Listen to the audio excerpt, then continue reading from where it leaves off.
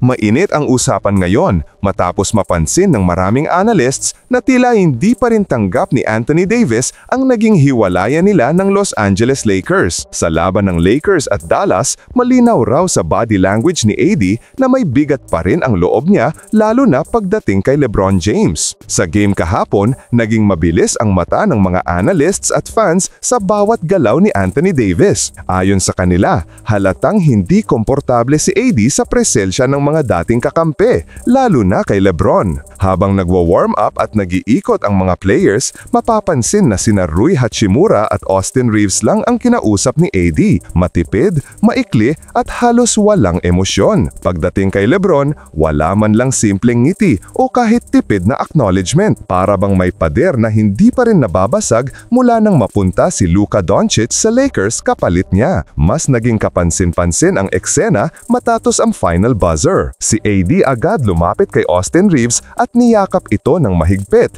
isang gesture na malinaw na nagpapakita ng respeto at mabuting samahan nila noong magkakampi pa sila. Pero pagdating kay LeBron, ibang istorya ang nakita. Si LeBron, nasanay sa mga daples, yakapan at mabilis na bati sa dating teammates, ay si Max Christie lang ang kinamayan.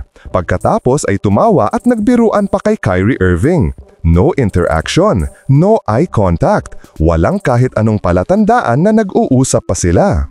Maraming analysts ang nagbigay ng teorya. Hindi pa rin daw natatanggap ni AD na siya ang naging kapalit sa trade para kay Luka at na ang huli niyang season sa Lakers ay tinapos ng walang playoffs. Ang naramdaman niyang pagkabitaw ng franchise ay tila nakaukit pa rin sa kanya at ang taong pinakamas malapit sa kanya noon, si LeBron, ay hindi na raw ganoon ang turing niya ngayon. Para raw kay AD, parang personal ang dating. Samantala, ibang usapan naman ang performance ni Rui Hachimura. Ayon sa analysts, malaki raw ang developmental jump ni Rui ngayong season, kasama si LeBron, Luka at Austin Reeves. Dati raw, kita sa court na hindi pa niya alam ang tamang spacing at positioning tuwing sabay silang nasa loob.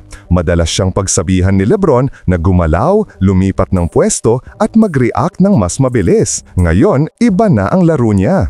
Mas composed, mas confident at mas strategic ang spacing. At dahil doon, naging deadly shooter na siya off-ball, lalo na kapag shared floor with Luka, LeBron at Reeves. Malaki ang improvement sa decision-making at timing ni Rui, isang bagay na hindi na makikita kay AD dahil iba na ang environment niya ngayon. Sa kabuuan, malinaw na may emotional residue pa si Anthony Davis sa naging breakup niya sa Lakers. Ang distance niya kay LeBron ay isang indikasyon na may hindi pa tapos na issue.